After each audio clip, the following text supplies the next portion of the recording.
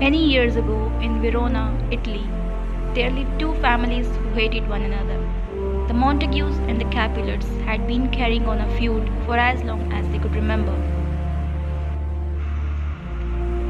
If those Montagues should come by, I'll strike before they can run away. Then take out your sword, for two of them are coming now. Samson and Gregory were servants of the Capulets. They were just as ready to fight the Montagues as their masters were. I'll pick a fight with them. Stand here and help me. I will, and other Capulets will join us if we need. The Capulets better master the Montagues. What, you lie? As the servants prepared to fight, Montague's nephew Benvolio rushed up to them. Stop, you fools! You don't know what you're doing. Just then, Tybalt, a nephew of Capulet's wife, saw Benvolio with his sword drawn. He thought Benvolio wanted to fight along with the servants. Why fight them when you can fight me, Benvolio? I'm trying to keep peace, Tybalt. You must use your sword. Help me to separate these servants. I do not like the word peace. I hate you and all the other Montagues.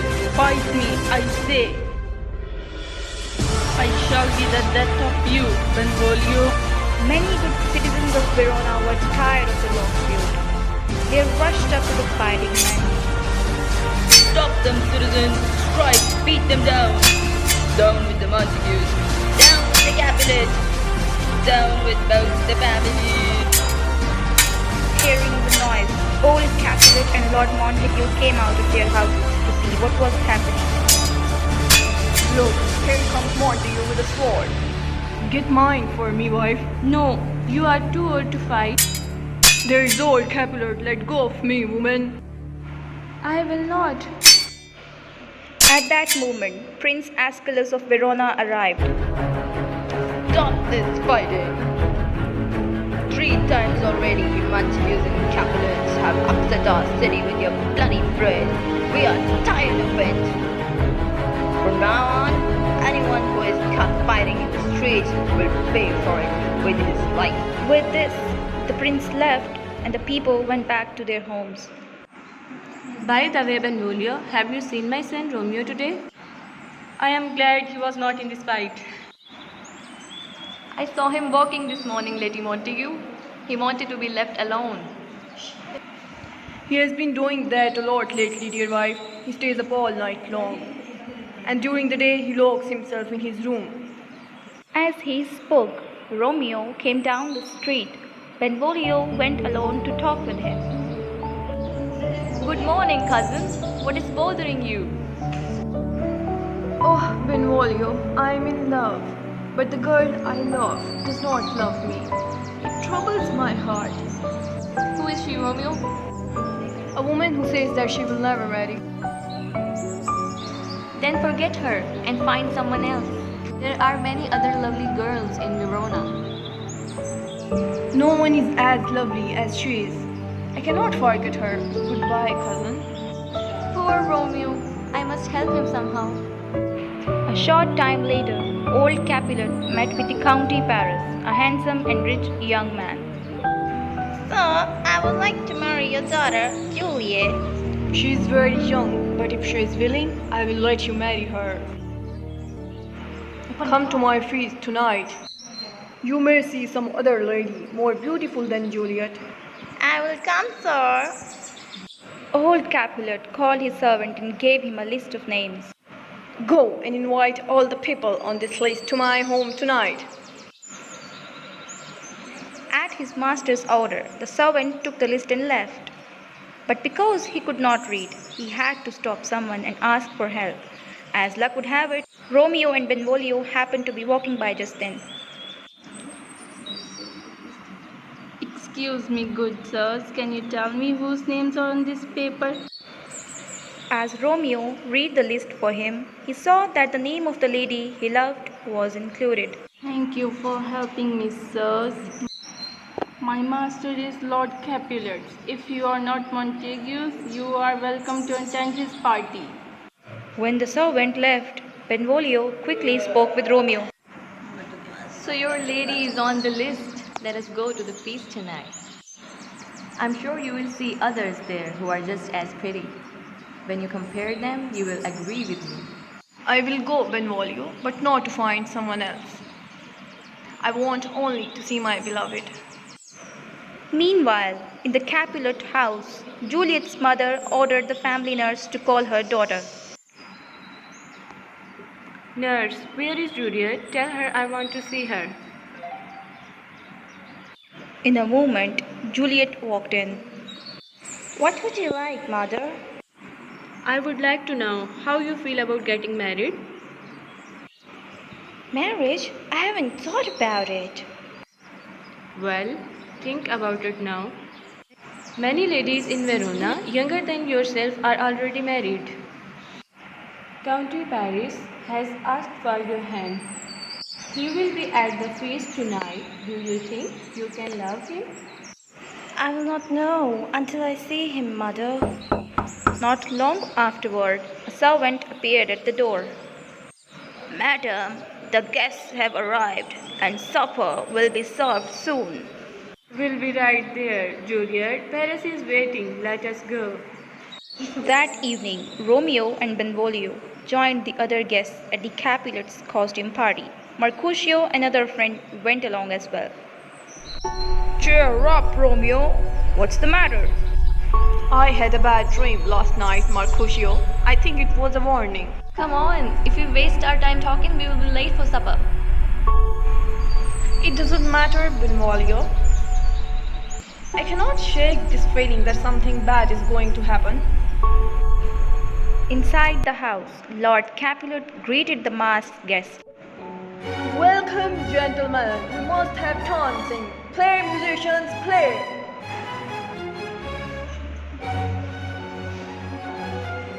Some time later, Romeo arrived. Catching sight of Juliet across the room, he asked a servant her name. What lady is that? She's very lovely. I do not know her name, sir. She's like a snowy dove among dark crows. My heart has not known love until tonight. Standing nearby, Tybalt heard Romeo's low words and recognized his voice. This man is a Montague. Where is my sword? Why do you shout so, Tybalt? Uncle, that man is Romeo, a Montague. He has come here to ruin your party. The citizens of Verona think highly of young Romeo. I do not want any trouble under my roof, Tybalt. Bah, you should not allow a Montague here, as you wish. I will not fight him now. But soon he will have to pay for this. While Tybalt argued with old Capulet, Romeo went over to speak with Juliet. May I take your hand? Why not? Same kiss by holding hands. Hands can kiss. May my lips do the same? At that moment, Romeo and Juliet fell deeply in love with one another. Then Juliet's nurse drew near.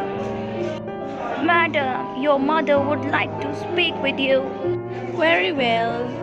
After Juliet left, Romeo turned to the nurse.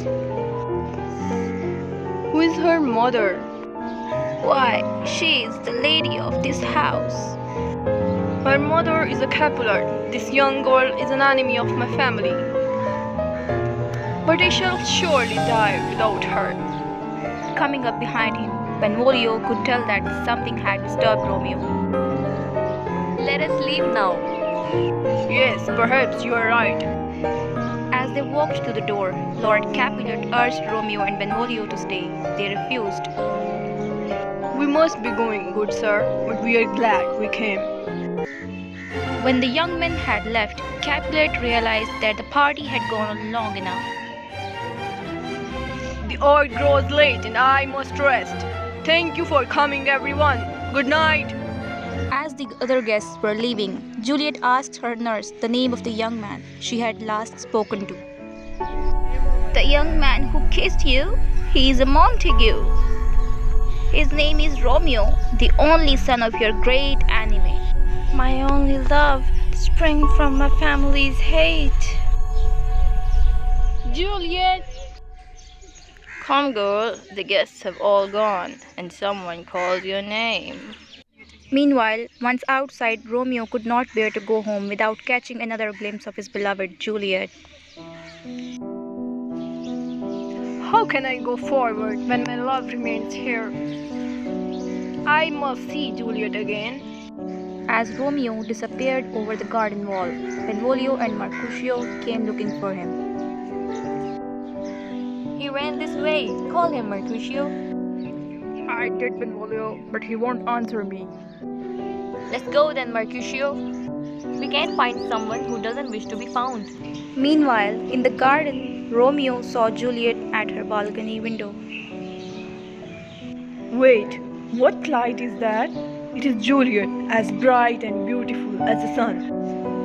Without seeing Romeo, Juliet stepped out onto the balcony and spoke quietly to herself. Oh, Romeo, if only you were not a Montague. Yet if you won't change, I'll deny my name and no longer be a Capulet. It is only the Montague name that makes Romeo an enemy.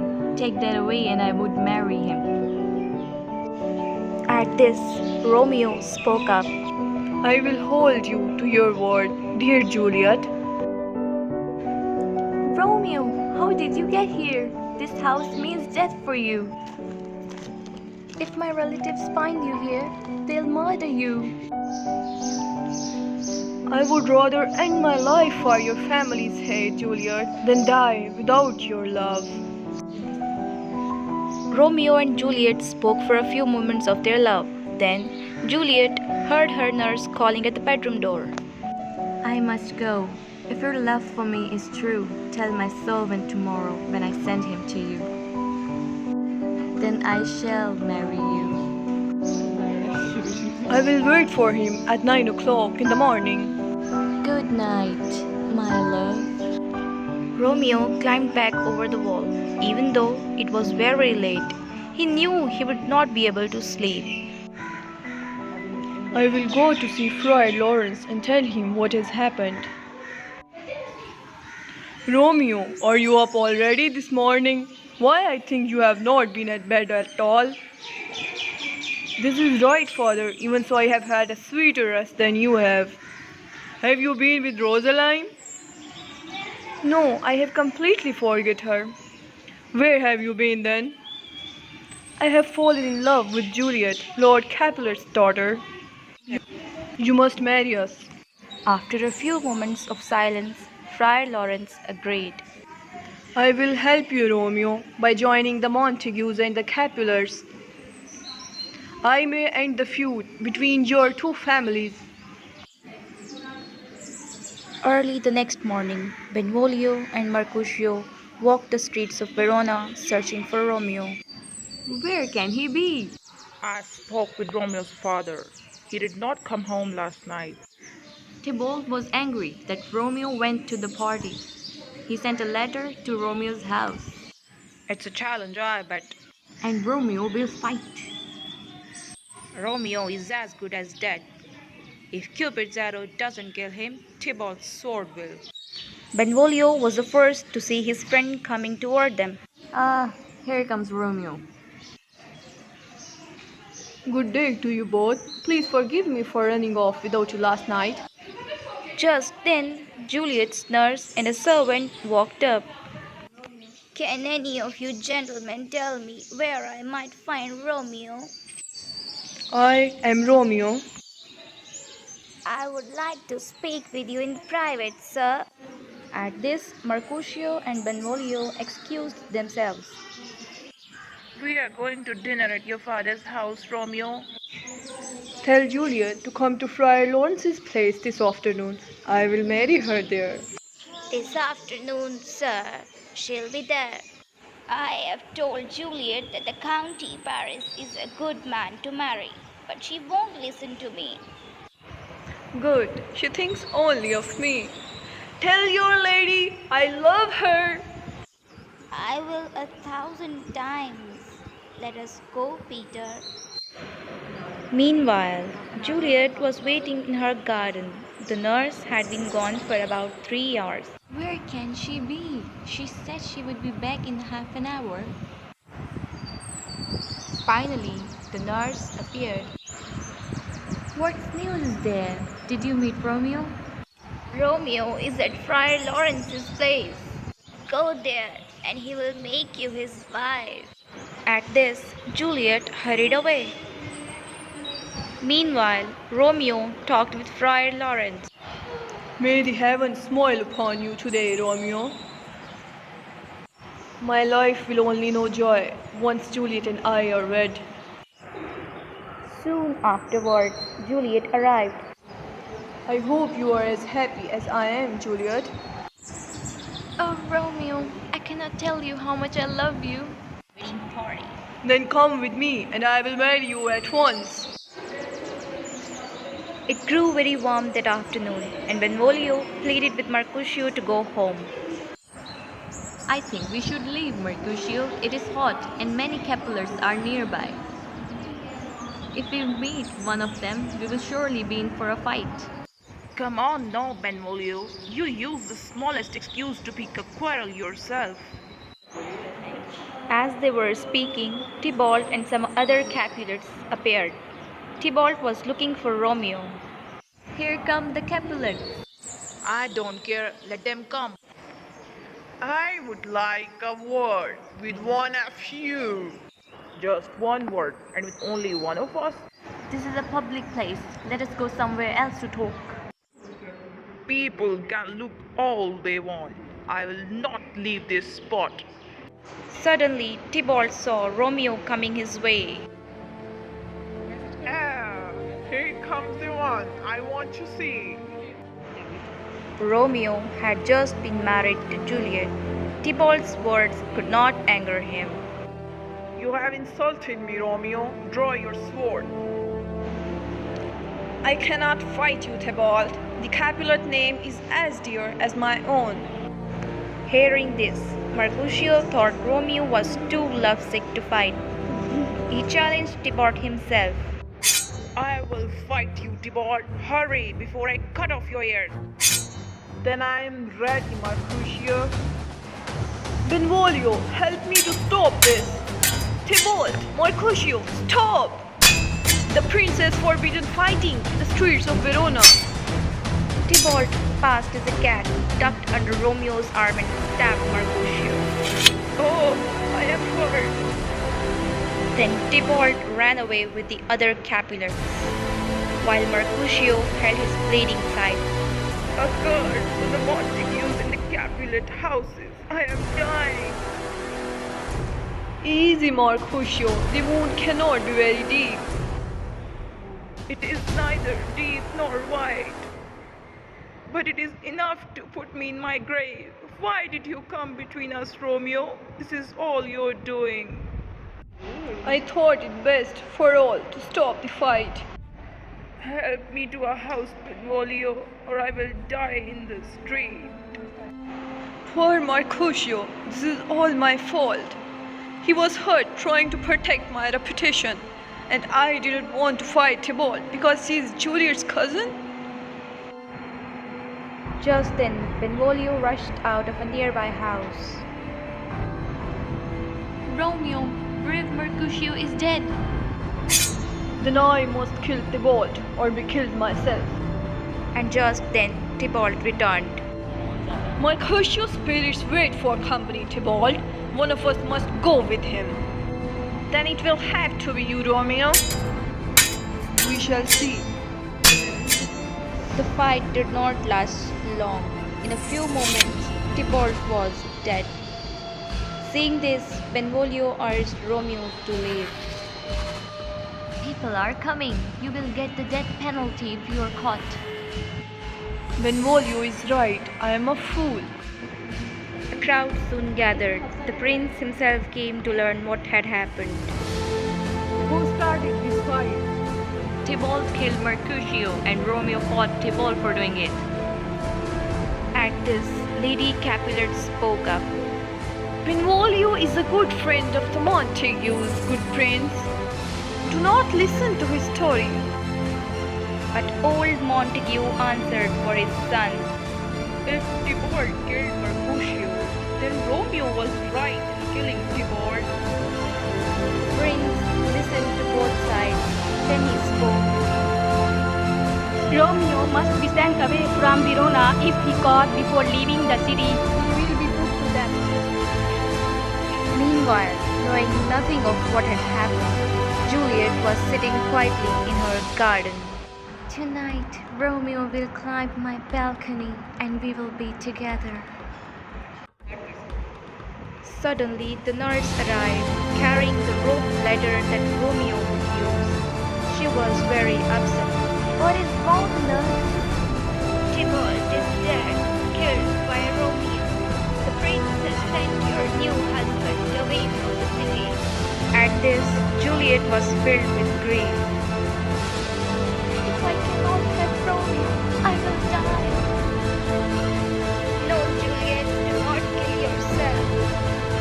I know where Romeo is hiding. I will tell him to see you tonight before he leaves. Meanwhile, Friar Lawrence returned to his home with news of Romeo. What have you learned, father? Prince Aeschylus has given you a gentle punishment. You are to be sent away forever. I would rather die than be sent away. How can I live without Juliet? Just then, Juliet's nurse knocked and entered. Romeo, I come from Lady Juliet. She asks you to come and comfort her tonight. Go and see Juliet, Romeo. Someday Prince Aeschylus may pardon you. Then you can return to your home. Friar Lawrence told Romeo to leave Verona before dawn and go to the city of Mantua to live. Just be sure to leave the city before dawn. Go to Mantua for the time being, and I will contact you through your servant Balthasar. Now go. Thank you, father. Farewell and good night. All this time, Juliet's father did not know his daughter was wed to Romeo. He made plans with the County Paris. I will let you marry Juliet. Then she will forget about her dead cousin. You may take my daughter as your wife next Thursday. How does that sound? Sir, I wish tomorrow were Thursday. I will go upstairs and tell Juliet about this. At this very moment, Romeo was standing on Juliet's balcony. Must you go so soon, Romeo? Yes, my love. The birds are starting to sing and the sun is coming up. If I stay any longer, I will be killed. But I would gladly stay and die for you, Juliet, if that is what you wish. No, you must leave. Just then, Juliet's nurse called to her. Madam, your mother is coming to see you. She must not find me here. Kiss me, Juliet, and I will go. I will wait every day for a message from you.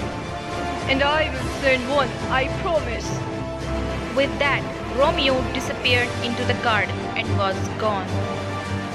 As Lady Capulet entered the room, she saw how sad Juliet was and thought that she was still weeping at Tybalt's death. I have good news, Juliet.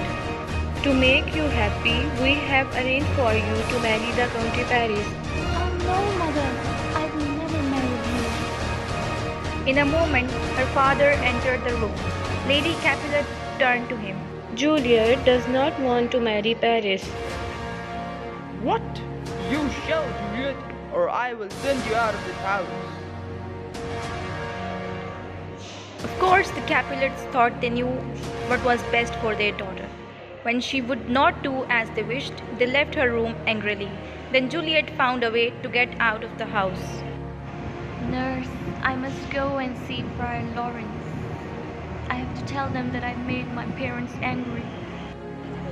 That's a good idea, Juliet. Meanwhile, the County Paris had gone to see Friar Lawrence to make plans for his wedding. 3 days is a very short time. It is the Capulet who wants to hurry. Just then, Juliet rushed into the room. She could hardly wait to speak with the kind friar. Ah, it's my lady, my wife. Not yet, Paris. Father, may I see you alone? When the County Paris had left, Juliet begged the monk to help her. I know what troubles you, Juliet, and I have an answer. Drink the liquid in this vial. It will put you into a deep sleep, and everyone will think you are dead. You will then be placed in a tomb. I will write to Romeo, and he will be there when you wake up. Then you and Romeo can go to live in Mantua. I'll do it. Goodbye, Father. Juliet returned at once to her father's house. Father, I met Paris in Friar Lawrence's room. I believe he is a good man. Then you shall marry him tomorrow instead of Thursday. Up in her room, Juliet drank the liquid Friar Lawrence had given her. Romeo, I do this to join you. Within seconds, the liquid had done its work. The next morning, the nurse went to Juliet's room to prepare her for the wedding. Juliet! Oh no, she's dead! Hearing the nurse's cries, Lord and Lady Capulet rushed into the room. Death has come like a frost to the sweet flower. Downstairs, the County Paris waited with Friar Lawrence. Is the bride ready to go to church? She will go to church and never return. Juliet is dead. While these things were happening, Romeo was walking down a street in Mantua. All at once, his servant Balthazar found him. Balthazar, how is Juliet? Your wife is dead, Romeo. I saw her body placed in the Capulet tomb. Romeo was stunned at the news, but he made plans quickly. Get some horses for us, Balthazar. We will leave for Verona tonight. Are there any messages from Friar Lawrence? No, none. When Balthazar had gone, Romeo went to a nearby drugstore to buy some poison. He planned to take his own life and die next to. This is enough to kill 20 men. Thank you, sir. Here's your money. Meanwhile, back in Verona, Friar Lawrence was very upset. The day before, he had written a letter to Romeo and had given it to Friar John. He thought that Friar John would bring back an answer. Have you been to see Romeo, Friar John? I have bad news, Friar Lawrence. The house I was staying in was locked up all day yesterday because they thought someone had a disease that would spread to others. No one was allowed to come or go until they were sure everything was alright. The letter you gave never reached Romeo. What? Quick, get me some tools. Juliet will wake up in 3 hours and Romeo won't be there. At this very moment, the County Paris was at Juliet's tomb. Suddenly, his servants called out to him. Sir, I hear horses coming. Then I'll step aside for a moment. I don't want anyone to see me. Romeo and Balthazar drew near to Juliet's tomb. They had just arrived from Mantua. Take this letter, Balthazar, and give it to my father. I would like to be alone. I will go, sir. When he had gone, Romeo used Balthazar's tools to open the tomb. Seeing this, Paris stepped from the shadows and ordered Romeo to stop. Romeo, you killed Juliet's cousin, and she died from sadness at his death.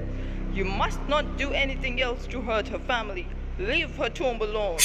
Anyway, you must come with me to the prince. Because you return to Verona, you will die.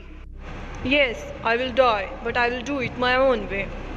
Do not try to force me, or I will have to fight you. But Paris would not listen. The two men fought, and Paris was killed. Suddenly, Romeo realized that the man he had just killed was Mercutio's cousin. Mercutio had been one of Romeo's best friends. Now I know who this young man was. I will lay him in the tomb near Juliet. Saying this, Romeo picked up the body of Paris and walked into the tomb, then drank the bottle of poison. Just before he fell, he kissed Juliet one last time.